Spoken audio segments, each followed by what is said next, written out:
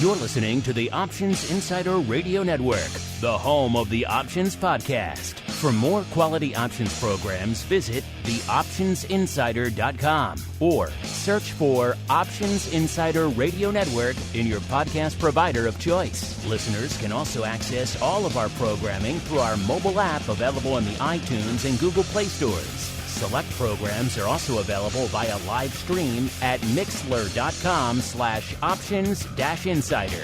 That's mixlr.com/options-insider. Don't forget to follow along with your favorite programs and submit your own questions for the hosts at twitter.com/options, stocktwits.com/options, facebook.com/theoptionsinsider, or via questions at theoptionsinsider.com.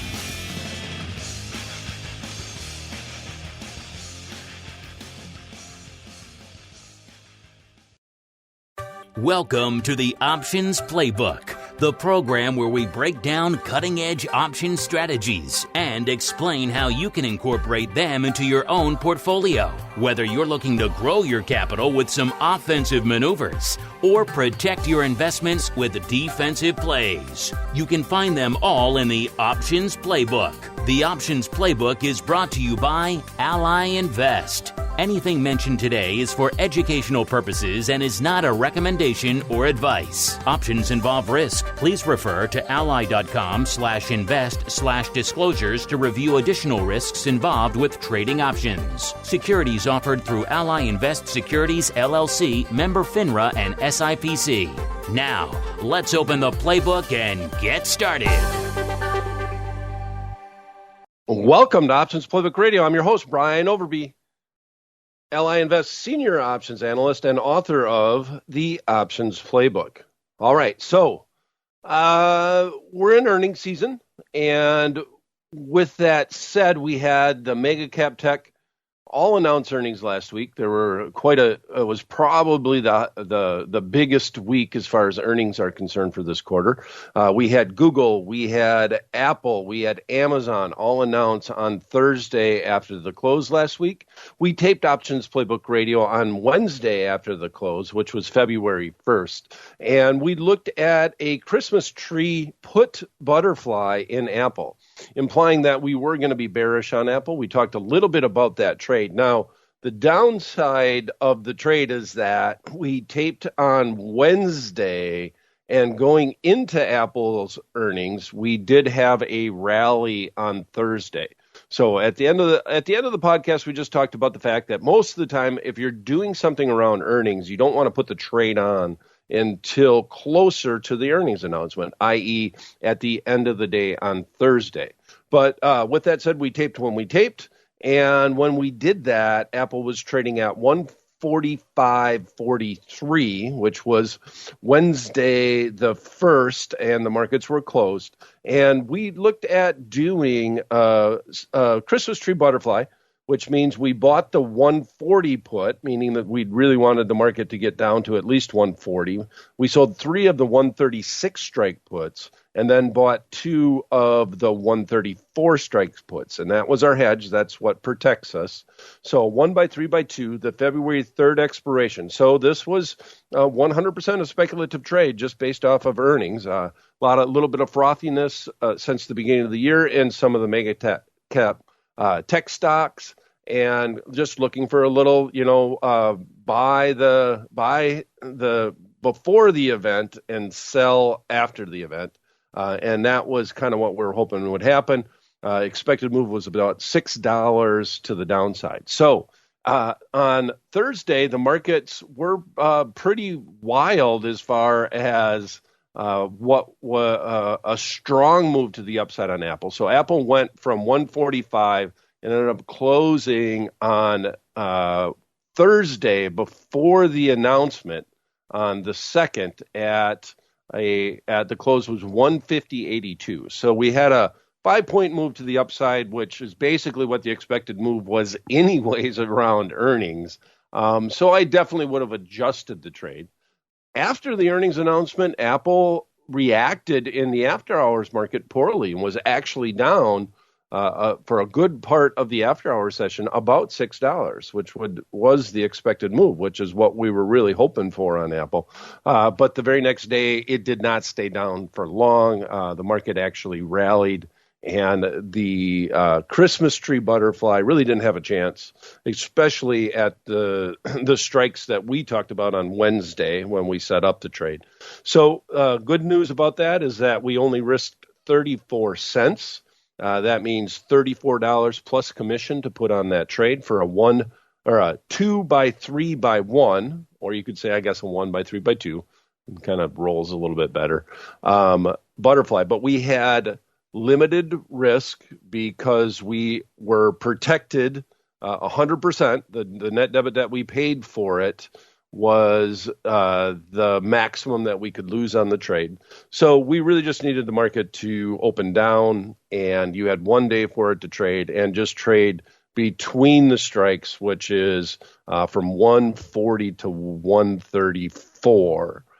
Very speculative trade, and it did not work out. That simple. Okay, so let's keep with the theme. We're going to look at a momentum trade this week in Snap. Now, Snap is, a little bit nervous in that they had their earnings report. We've got some momentum from their earnings report.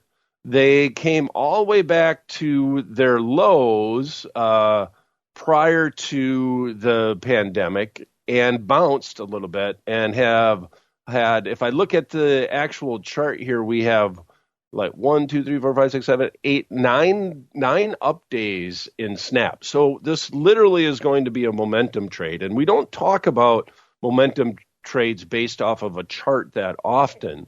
Actually heard about this, just the stock in general from a chartist that's on CNBC a lot.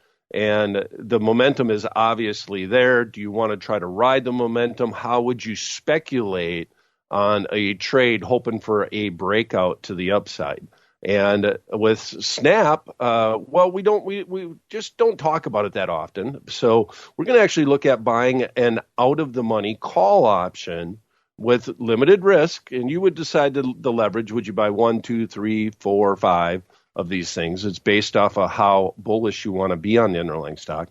And once again, as always, this is not meant to be a recommendation. We're just trying to learn on Options Playbook Radio. And the biggest thing that we really want to do is try to diversify with the strategies that we pick. So I don't see many opportunities, or that's just not the way that I trade, in that I'm speculating just based off of a chart move and a potential breakout in a stock. It's just not the way I will usually trade in my portfolio in general, but I do see this as an opportunity. It's an inexpensive stock, and so that will make the option contracts fairly inexpensive and make it simple to speculate on a breakout in Snap.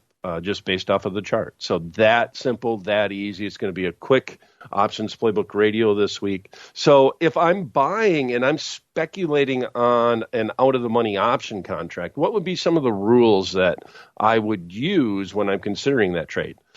If I'm out of the money, first of all, one of the things about out-of-the-money option contracts, I like to err on the side of buying too much time.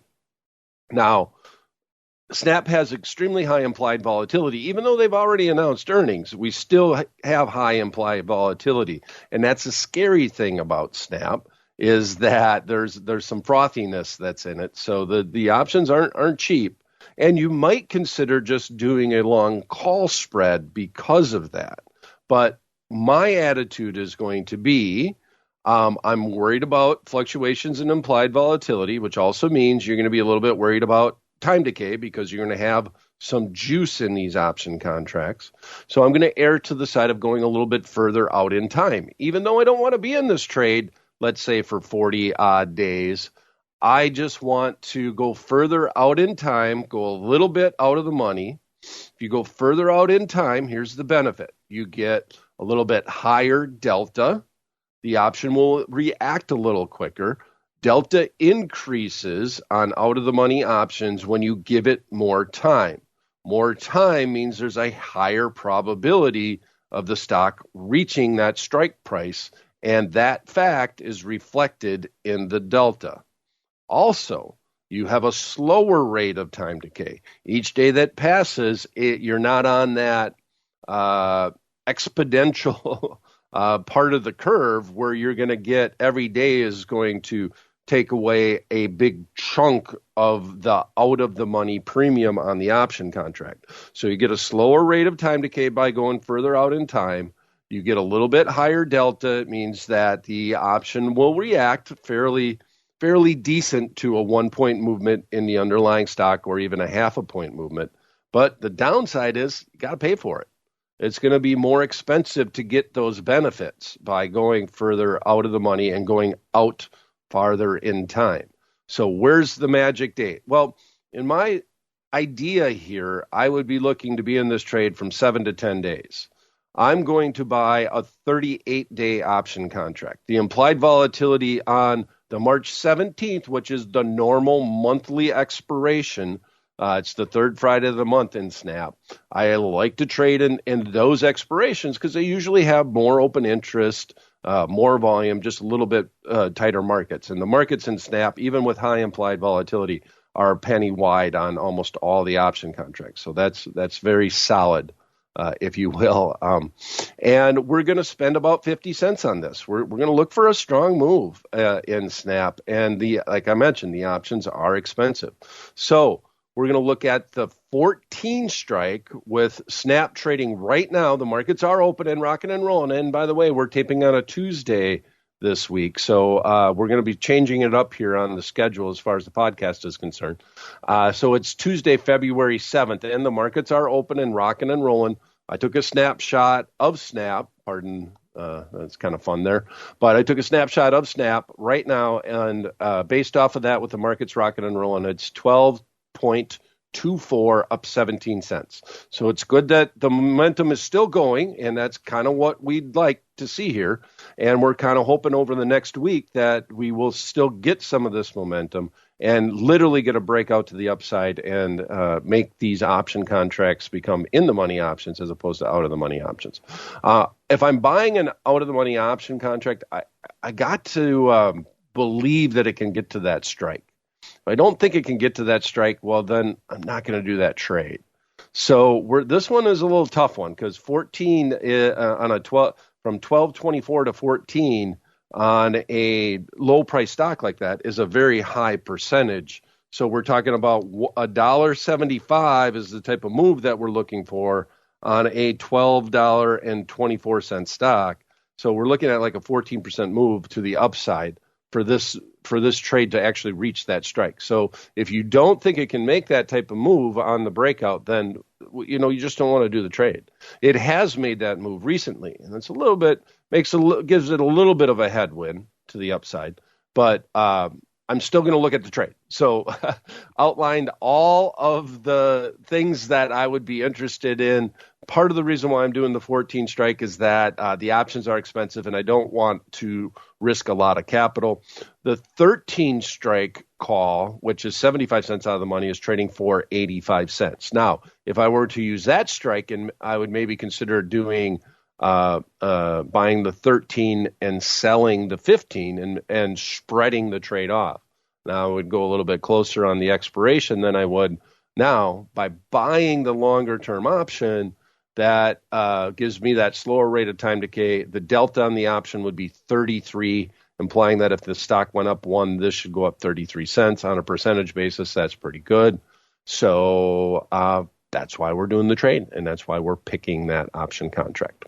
Okay, so here's the official paper trade for the week. A momentum trade on Options Playbook Radio. Actually looking at buying out of the money call options. Happens very infrequently.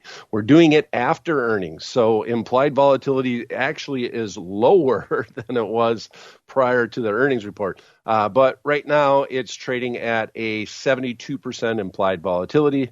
The delta of the option contract is 33 cents. The market is 54 cents by 56 cents. So we're just going to buy it on the ask of 56 cents. If we buy one contract, that means our total risk is $56 plus commission. Looking for a breakout on snap on the chart. Not meant to be a recommendation, as always, here on Options Playbook Radio. We're just trying to look at the conditions of a marketplace and take a play from the playbook that might meet those conditions and talk about how we would select the strike and the expiration. That's it for this episode of Options Playbook Radio. If you have any questions you'd like to ask me, you can send them directly to me at theoptionsguy@invest.ally.com. If you want to learn more about all the things that we do here at Ally Invest, please follow me on Twitter. My handle is extremely simple. It's at my name, at Brian Overby. And we'll see you same time, same place next week. Until then, may all the options that you bought finish in the money and all the ones you sold finish out. The Options Playbook is brought to you by Ally Invest. Anything mentioned today is for educational purposes and is not a recommendation or advice. Options involve risk. Please refer to ally.com/invest/disclosures to review additional risks involved with trading options. Securities offered through Ally Invest Securities, LLC, member FINRA and SIPC. You're listening to the Options Insider Radio Network, the home of the Options Podcast. For more quality options programs, visit theoptionsinsider.com or search for Options Insider Radio Network in your podcast provider of choice. Listeners can also access all of our programming through our mobile app available in the iTunes and Google Play stores. Select programs are also available via live stream at mixlr.com/options-insider. That's mixlr.com/options-insider. Don't forget to follow along with your favorite programs and submit your own questions for the hosts at twitter.com/options, stocktwits.com/options, facebook.com/theoptionsinsider, or via questions at theoptionsinsider.com.